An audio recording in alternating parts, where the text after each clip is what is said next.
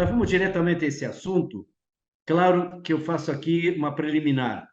A minha ligação com a questão da saúde é muito mais em cima dessa angústia, dessa indignação de compreender que um país como o nosso é viver e como se vive em termos de saúde pública. Então, por essa razão, até porque também participei ativamente na Constituição de 88, quando, creio, nós definitivamente estabelecemos um outro patamar para alcançar, evidentemente, a saúde e bem-estar, que é o que propõe, inclusive, esse significativo ODS, que trata exatamente o ODS 3, assegurar uma vida saudável e promover o bem-estar para todos em todas as idades.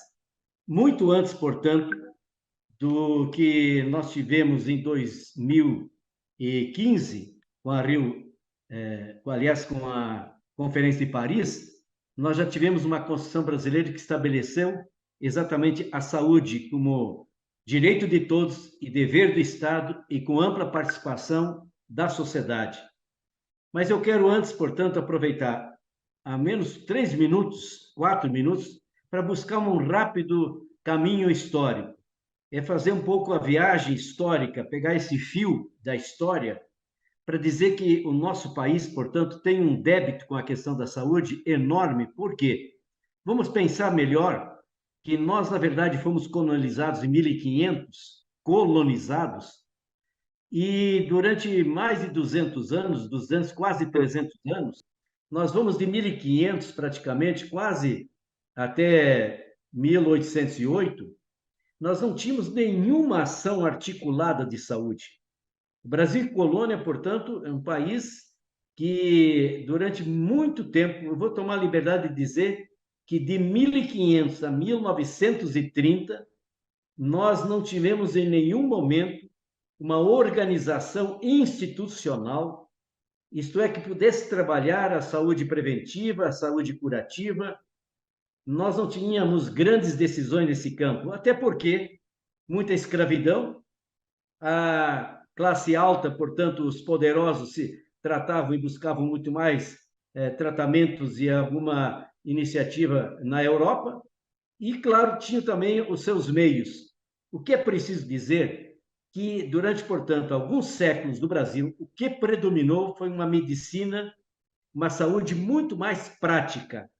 E aí é preciso a gente acreditar, dar o crédito ao que significou o saber indígena, com os contatos, portanto, que tinham durante décadas e gerações e séculos, do aprendizado, portanto, que tiveram, e essa experiência prática era um dos pilares que fazia com que nós tínhamos uma espécie, poderíamos dizer, de medicina ou de saúde no Brasil. Então, isso dizia respeito, obviamente, às plantas medicinais, a tantas outras práticas, alguns tipos de alimentos, tantas outras estruturas que eram utilizadas de exceção da natureza. Nós tínhamos as parteiras, nós tínhamos alguns boticários. Na verdade, havia muita inspiração dos pajés, e é claro que aí com a escravidão se agregou uma extraordinária também sabedoria africana, especialmente, portanto, nessa medicina muito prática.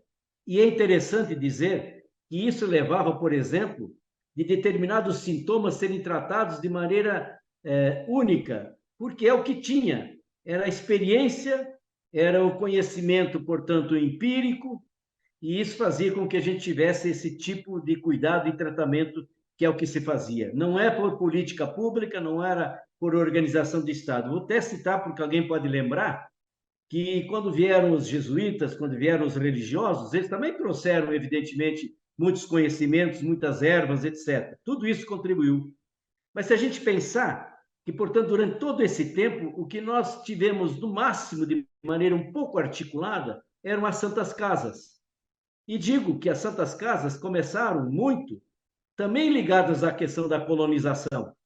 Cito o exemplo da cidade de Santos, que praticamente Santos nasceu ao redor da Santa Casa, lá sendo uma das primeiras do Brasil, para atender quem? Os viajantes que chegavam, portanto, por parte dos colonizadores, e com aquela incipiente comunidade ao redor da Santa Casa de Santos. Então, as Santas Casas de Misericórdia, e o nome está dizendo por misericórdia, é que faziam um trabalho um pouco mais visível e, portanto, presente. Quero com isso dar um salto agora, que em 1808, quando nós tivemos, portanto, a questão da presença do Império, com toda a coroa que se instala no Brasil, aí surgiu alguma coisa, mas, de novo, sempre incipiente. Então, eu quero com isso dar um salto agora para dizer e confirmar, se nós quisermos ser coerentes com a história brasileira, nós vamos verificar que foi com a Revolução de 30, quando Getúlio, 11 dias depois de tomar posse, ele cria o Ministério da Educação, o Ministério da Saúde. Veja, nunca tivemos, de 1500 até 1930, nós nunca tivemos uma articulação institucional como o Ministério da Saúde.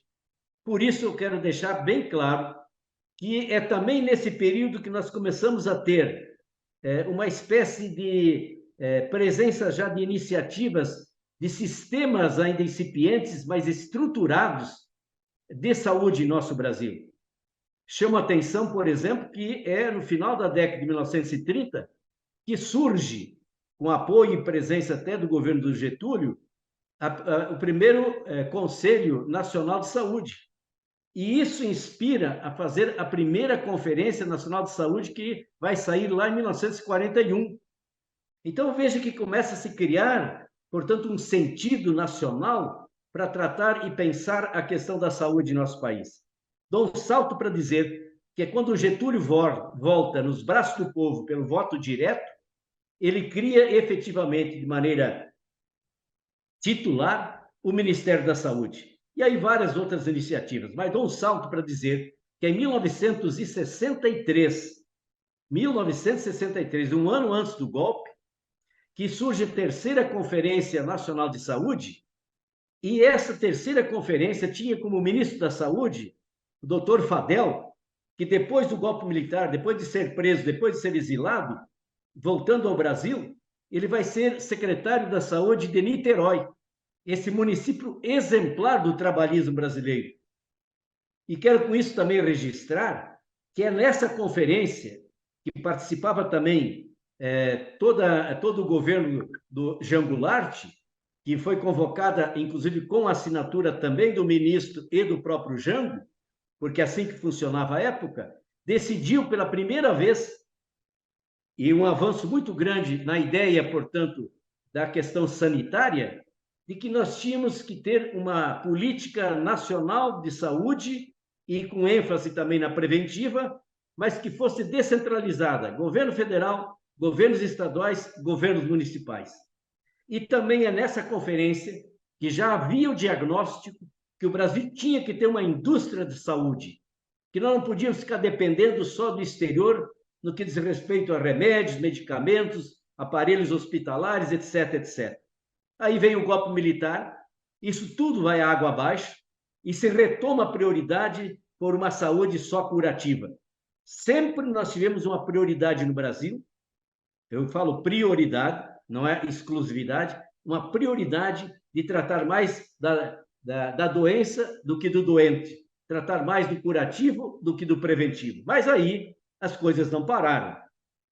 E nós vamos ver que quando houve a reabertura, evidentemente já nos dias finais da ditadura, nós já tínhamos um grande movimento no Brasil, inclusive daí surge a 8ª Conferência Nacional de Saúde, 1986, e nessa 8ª conferência é que se constrói de maneira muito bem costurada a ideia de um sistema único de saúde. E quando nós fomos fazer a Constituição de 88, e como fui constituinte, repito, nós, na verdade, abraçamos com o corpo e a alma essa proposta que tinha aflorado. Nessa sequência histórica que fiz, tudo isso tinha aflorado de 63 para 1986 com a ideia do SUS. Por isso, o artigo da Constituição de 1988, 198, é exemplar, porque é é aí que se estabelece o Sistema Único de Saúde. Quero terminar essa etapa para ir diretamente no outro ponto, para fazer um registro. O maior sistema de saúde pública do mundo é o brasileiro. Digo porque não é de inspiração minha, é uma constatação hoje mundial de que o Brasil é o único país com mais de 200 milhões de habitantes que tem um sistema único de saúde, que tem essa visão universal, que é para todos, que tem essa visão da equidade, que, portanto, tem que ter esse acesso, e aí vai, inclusive, para a gratuidade. Então, se nós analisarmos os outros países que têm algo similar, e alguns que o Brasil até se inspirou um pouco, nós vamos ver que é o Canadá, que é o Reino Unido, que é a Dinamarca, que é um pouco a Espanha e Cuba, e são alguns desses países bem menores que também têm exemplares sistemas de saúde pública. Mas, repito, nós temos hoje uma referência mundial nisso. Agora, por essa razão, que a Constituição de 88 abraçou esse movimento nacional e esse histórico da luta por uma medicina mais ampla, integral, integrada, essa medicina, portanto, que tem essa visão, principalmente que hoje está traduzida, como repito aqui no terceiro ODS, que é saúde e bem-estar, é com a Constituição de 88, graças a essas conferências e essas lutas todas. Por isso, eu quero agora dizer que, se eu pudesse afirmar, é que a questão do SUS é muito importante ser tratada, claro que não é a questão única, mas o SUS é tão importante por quê? Porque quase 80% dos brasileiros e brasileiras só têm o Sistema Único de Saúde como acesso à saúde no Brasil. Apenas 25% têm planos privados de saúde. É preciso compreender bem o que é isso. E mesmo nos planos privados, tem muitos planos que estão, na verdade, como eu diria, lá no meu interior do Rio Grande do Sul, batendo biela. E por isso o sistema de saúde está na marca do pênalti. Por quê? Porque, afinal de contas, vamos compreender bem o que aconteceu. Você teve uma desconstrução do SUS nesses últimos tempos.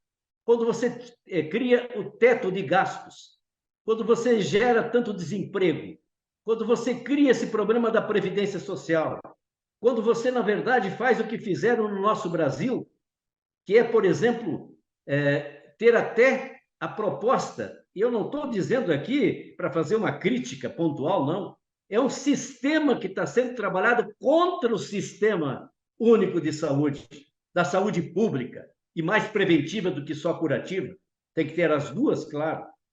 Mas em outubro de 2020, o governo da época, e já sabemos qual deles, pelo decreto 10.530, propôs a privatização das UBSs, as Unidades Básicas de Saúde. Veja a pretensão. Então, eles vão diminuindo o recurso do orçamento de saúde, vão acabando com várias iniciativas, vão deixando na inanição muitos programas. Por exemplo, o que fez esse mesmo governo? Acabou com as farmácias populares. Que crime contra a sociedade! Mas que crime querer, por exemplo, privatizar as UBSs. Graças à reação que nós tivemos da sociedade, da reação, inclusive, na opinião pública e do parlamento, se impediu que esse decreto fosse mantido. E o presidente da República, em 24 horas, desistiu do decreto, mas agora continua, na verdade, se vocês quiserem mais detalhes, eu não vou fazer isso agora, mas a gente precisa aprofundar como trabalhistas, é compreender por que eu estou falando isso. Quando eu pego o Estatuto do PDT, vamos compreender, e vou até tomar liberdade de ler um pouco aqui. O PDT é muito claro quando ele diz, com todas as palavras, ele diz aqui no programa Plano Social 4.10, redefinição da política de saúde com base na predominância da medicina preventiva, na participação dos organismos populares na fiscalização, controle e gestão dos sistemas de saúde. E o Estatuto do PDT nos compromissos básicos: trabalho digno e assistência à saúde para todos os brasileiros. E aí, nós vamos encontrar em vários outros momentos como que sempre o PDT teve essa prioridade. O trabalhismo sempre teve essa visão. Então, nesse sentido, eu quero deixar o compromisso que nós temos. Andou muito bem o ecotrabalhismo, quando ele propõe claramente que você tem que ter um dos eixos estruturantes. Um dos megatemas do nosso país é a saúde e o bem-estar, que há um exercício de cidadania, coletiva. E aí eu quero completar a minha intervenção, que nós temos que superar todo esse processo de desconstrução. E tem outra ameaça que está aí, e a ameaça é recente. Querem tirar a atual ministra da Saúde. E por que querem tirar? Primeiro, porque esse orçamento é um orçamento de mais de 180 bilhões de reais. Tem olho gordo em torno disso. Tem olho gordo em torno de cargos que existem dentro do Ministério da Saúde e toda a estrutura brasileira na área da saúde. É preciso a gente estar atento ao que está em jogo. A atual ministra, ela é a primeira mulher ministra da Saúde da história brasileira. É a primeira mulher que presidiu a Fiocruz. É uma das pessoas mais dedicadas a essa causa. E uma das primeiras iniciativas que ela teve é restabelecer a farmácia popular. Em segundo lugar, já estabeleceu um grupo de trabalho para a questão do complexo econômico de saúde, complexo industrial, repito. Olha, eu não estou falando, por exemplo, de algo aleatório. As ameaças continuam. Não é, quem sabe, uma desconstrução tão consistente e direta. É muito indireta. Eu tiro uma ministra que tem um compromisso com a saúde popular, com o SUS, com a Fiocruz, com o avanço tecnológico, com esse complexo econômico e industrial da saúde. Ora, o que nós estamos fazendo? Então, a palavra final para deixar aqui para os debates é dizer que não tem nenhuma possibilidade de a gente não fazer esse compromisso do trabalhista, o compromisso de todos nós, do ecotrabalhismo, mas evidentemente de todo o partido da Fundação Alberto Pasqualini, de se somar àqueles brasileiros e brasileiras que não admitem alteração desse compromisso, de um lado de a gente fazer a medicina de qualidade, a medicina curativa, mas ao mesmo tempo a medicina preventiva.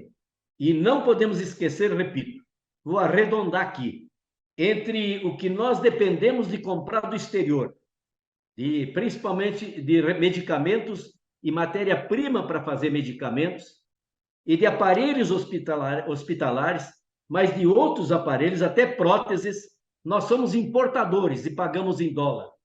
Ora, esse país, se tiver uma política decente, com visão realmente nacional, de atender a todos os brasileiros, tem que se debruçar sobre o banco biogenético, que é o maior do mundo.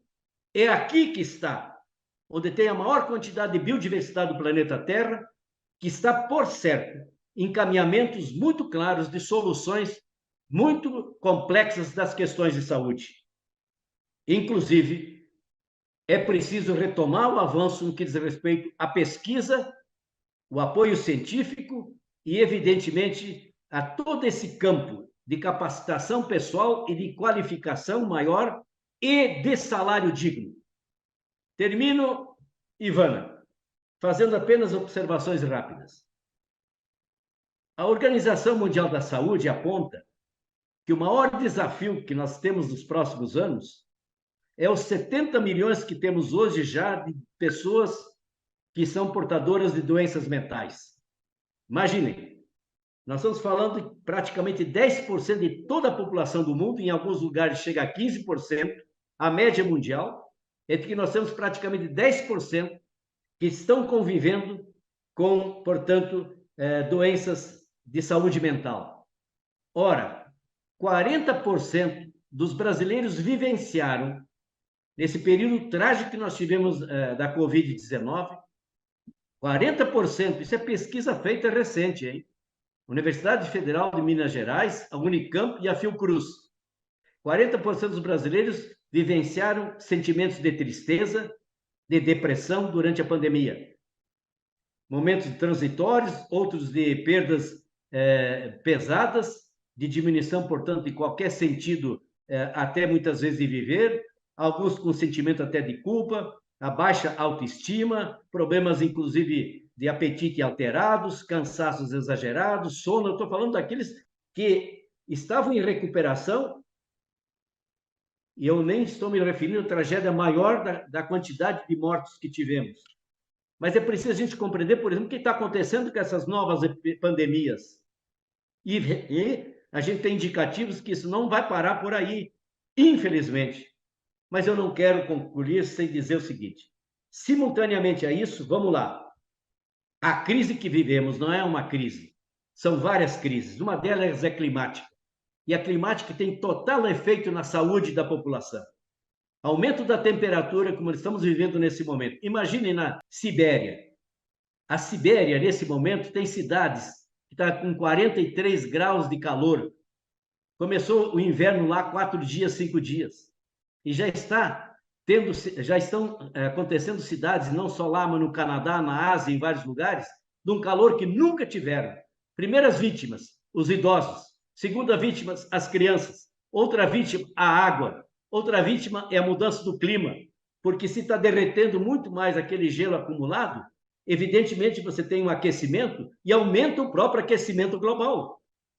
Outro problema que eu queria deixar aqui: cada vez mais os efeitos das mudanças climáticas são sobre os humanos, sobre os animais, sobre toda a produção, portanto, vegetal e até de alimentação, mas, evidentemente, sobre o ciclo das águas. Quero, portanto, dizer que nós estamos com as mudanças climáticas tendo uma enfermidade do planeta, uma enfermidade das pessoas e, evidentemente, de toda a comunidade de vida. Outro problema que estamos vivendo é a questão concreta das desigualdades. As desigualdades, na verdade, demonstram permanentemente essa questão crítica da saúde que não está sendo para todos. Mesmo nós no Brasil com o SUS.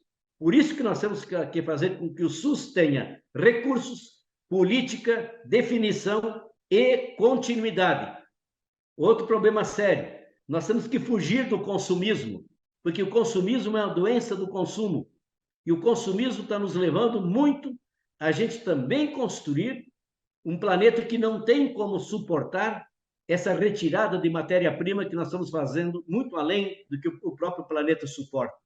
Mas, ao mesmo tempo, isso está trazendo, por exemplo, um outro tipo de enfermidade, parecida com a enfermidade, por exemplo, que está contida nos problemas de saúde mental, que é a insatisfação permanente. Acaba de comprar uma roupa, daqui a pouco tem uma mais nova que surge, e aí, às vezes, aquilo que ontem era apenas um desejo, no dia seguinte ou um mês depois vira uma necessidade.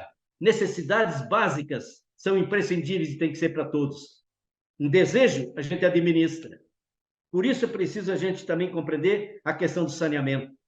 Não é possível a gente deixar de perceber, aprender. Não é possível. A primeira grande questão que veio com a pandemia: não havia remédio. Estava se correndo para buscar a questão da questão de uma vacina. Mesmo aí, não vou nem tratar dos negacionistas, que acham que é o maior atraso da história da humanidade. Eu quero tratar especialmente de dizer para vocês que a primeira questão que se traduz na pandemia como objetivo mínimo de cautela e precaução: lave as mãos com água e sabão. Então, a água, como tem a sabedoria indígena, está dizendo: água é cura. E não é possível que a gente não busque água boa, para comida boa, para saúde boa. Que ar bom para saúde boa. Que relações de amizade boas para saúde boa. Cidades boas para cidades saudáveis e sustentáveis, com áreas verdes, com ar mais puro, com maior frescor, com mais atividade, inclusive de lazer, com mais atividade, inclusive, que eu diria, de cultura. Então, é preciso a gente trazer aqui o que significa a gente ter muito presente as interconexões. A questão da saúde, tema de hoje, Ivana, é a questão mais completa que tem uma interdependência. Não existe possibilidade de pensar que você vai fazer saúde só com remédio e só com hospitais, cirurgias e equipamentos. Isso é importante. Nós temos que compreender a prevenção. Nós temos que compreender que a atual sociedade norte-americana, a população norte-americana, neste momento, está isso sendo definido como estudos. A atual sociedade americana vai viver menos do que os seus pais pela comida que come e o estilo de vida que tem. O que significa, pela primeira vez na história da raça humana, crianças com 5, 6, 8 anos com diabetes tipo 2, com colesterol, com pressão alta. E o pai é capaz de levar lá no McDonald's, que não tem saber e não tem sabor e faz mal, para comer aquela porcaria, ainda ganha um brinquedinho. A McDonaldização, o fast food, é uma das piores questões ligadas à saúde pública do mundo. Nós temos que compreender o que está significando tudo isso. Isso implica um novo jeito de ser, um novo jeito de sentir, um novo jeito de comer, porque é um novo jeito de viver, portanto, um novo jeito de consumir. Por isso, eu quero deixar a todos, essas interconexões implica e a gente compreender, por exemplo, quanto que eu podia falar aqui mais, mas eu não tenho condições de deixar de dizer que este país tem solução. Então, as ameaças que estão aí, nós temos que nos rebelar e defender e lutar para que, de maneira soberana e, portanto, com libertação, nós possamos ser mais autônomos no tratamento das questões de saúde do povo brasileiro, mas sempre trabalhando com esses outros componentes da educação, da saúde, do alimento, da mobilidade urbana, das cidades que tenham função social, da qualidade de vida, da questão das mudanças climáticas, tudo está interdependente e interconectado. Por isso, feliz um partido como o PDT, que tem o ecotrabalhismo e está tratando dessas questões. Não vou deixar de dizer o que significa eu sair de Fortaleza e verificar lá onde muitas vezes o PDT está na prefeitura, de ser a cidade que tem a maior quantidade de quilômetros do Brasil, proporcional ao número de habitantes, de ciclovias. 419 quilômetros de ciclovias todas integradas. O que dizer de ser, por exemplo, Niterói, que é a primeira cidade a criar um médico de família, e eu acompanhei a época, e dizer, por fim, que é nesse momento que nós temos que trazer para a campanha de 2024 a saúde preventiva, também a curativa, o bem-estar e toda essa complexidade de interconexão e independência. O teu alimento é tua saúde. A tua saúde é teu alimento. Não fui eu que escrevi isso. É quem criou a medicina que escreveu isso. Ao final, e acabo, 17 UDSs, todos interconectados. E conectado, portanto, o terceiro, assegurar uma vida saudável e promover o bem-estar para todos em todas as idades. Vamos pensar nisso e sermos cada vez mais defensores dessa sonhada ideia de uma sociedade de cidades, de municípios saudáveis e sustentáveis. Saúde, direito de todos, dever do Estado e da sociedade, com controles sociais e também com fiscalização. Afinal, saúde é vida e tem que ser para todos, animais, vegetais e humanos.